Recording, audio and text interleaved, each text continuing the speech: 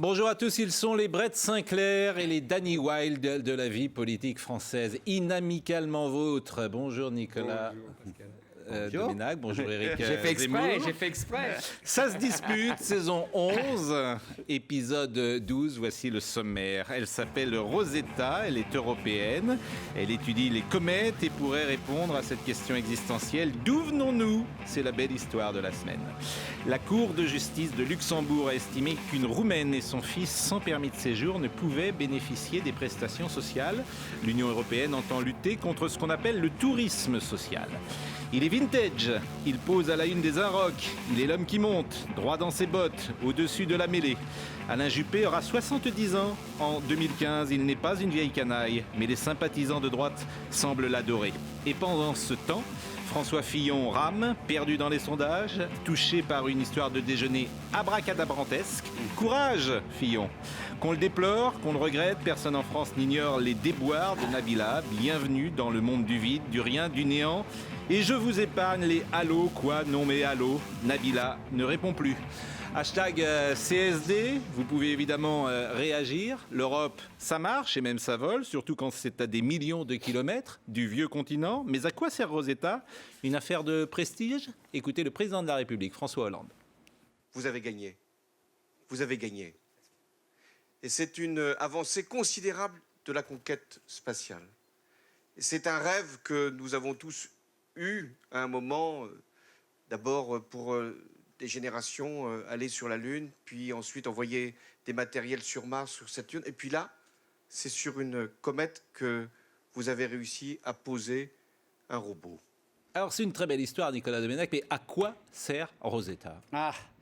Bon, on va élever un peu. Ce n'est pas une mauvaise question. C'est pas une mauvaise question, mais on va élever un peu le débat à des hauteurs où Éric Zemmour n'irait pas tout seul. Donc il va falloir l'encorder parce que pour une fois, on va célébrer l'Europe. On va célébrer au fond une œuvre commune, une politique commune, enfin, qui a été conçue il y a plus de 20 ans, donc, et au fond un travail qui ensuite a progressé, 10 années de voyage interstellaire, comme ça, pour partir en quête de nos origines, d'où vient la Terre, comment ça s'est formé, à quelle époque, avec quels matériaux. C'est fabuleux comme projet, et c'est un projet européen. Alors ça fait mal à Zemmour, donc je le répète encore une fois.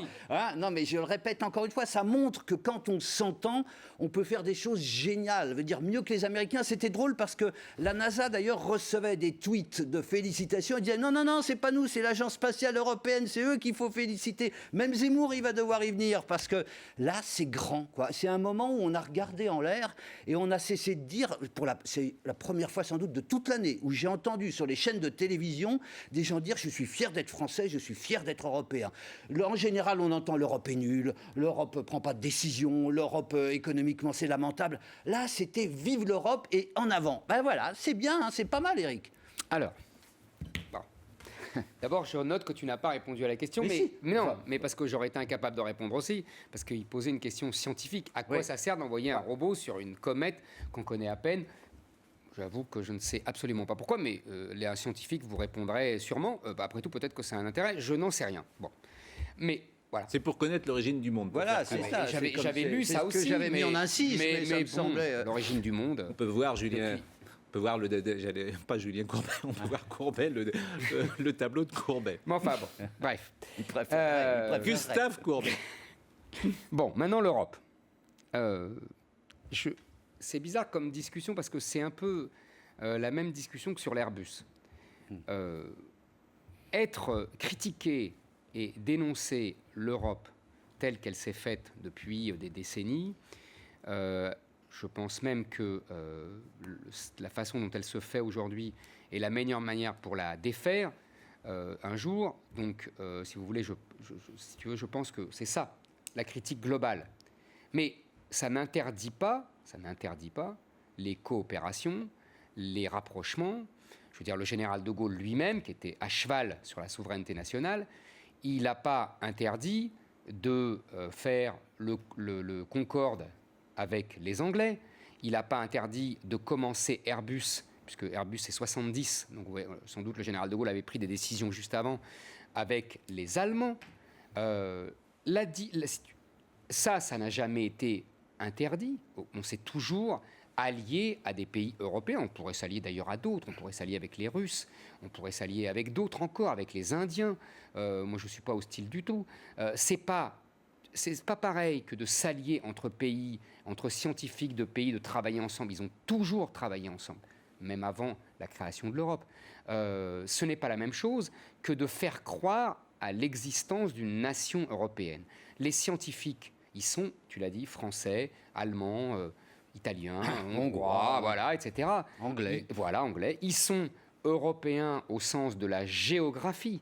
Ils ne sont pas européens au sens de la nation. C'est tout ce que je dis. Non, mais alors, donc, tu veux répondre la coopération entre pays, ça a toujours existé. Je vois bien Vous la êtes défense. là pour ça. Oui, merci Pascal Praud. Je sollicitais votre feu vert, mais comme voilà. Bon, quand même, Éric Zemmour, tu nous as passé d'abord en contrebande, et puis après comme idée centrale, au fond, l'idée que le projet européen était un projet fou et qu'il fallait se replier sur nous-mêmes, sur ce que nous étions. C'était là qu'était la grandeur. Eh bien, on a la démonstration inverse. Tu ne peux pas, maintenant qu'il y a la démonstration inverse, nous dire « j'ai toujours été pour ». Non, c'est pas vrai. Je veux dire, deuxième point, juste factuel, et j'ai fini. L'Union européenne est quand même pour 20% dans le financement de l'Agence spatiale européenne. Mais c'est notre argent. Voilà. C'est notre argent. Oui, enfin bon, c'est notre argent avec les Allemands. C'est nous qui payons. C'est nous qui payons, comme disait Coluche. Ça participe d'une idée de l'Europe. Tu ne peux pas dire, au fond, j'ai toujours été pour, alors que tu as toujours été contre sur l'idée même de l'Europe. Nicolas, je ne vais pas recommencer. C'est toi qui emploies le mot repli. Moi, je n'emploie pas le mot repli. Non, moi, j'emploie revenir à ce qui est nous-mêmes. Oui, enfin, ça c'est du jésuitisme. Pas du tout.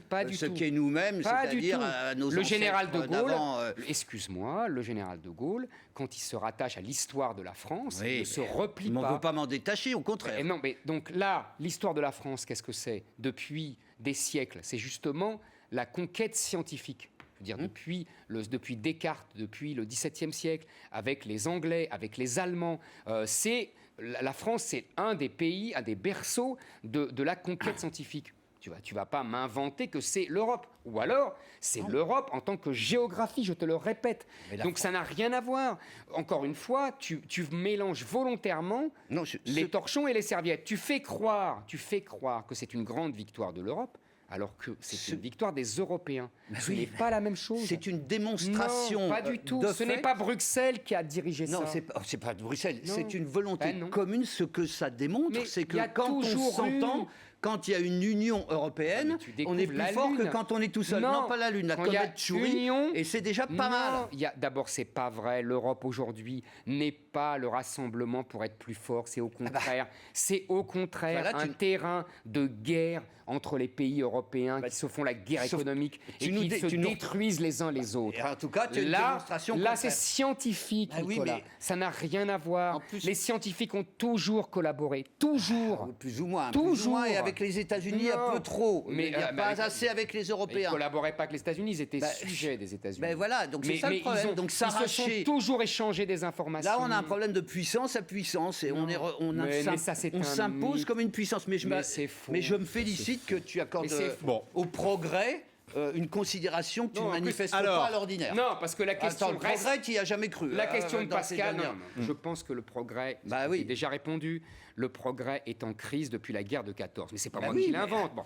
Deuxièmement, Pascal avait posé une question initiale et on n'a pas été capable d'y répondre. C'est à quoi ça sert? Peut-être que ça ne sert à rien. Je vais vous poser une deuxième question. Même si ça ne sert à rien, c'est formidable d'avoir des espaces de conquête comme ça, mais en plus, ça sert à quelque chose d'aller chercher des cailloux, des poussières, des éléments chimiques qui montrent de quoi on est formé. Pour l'instant, on n'en sait rien.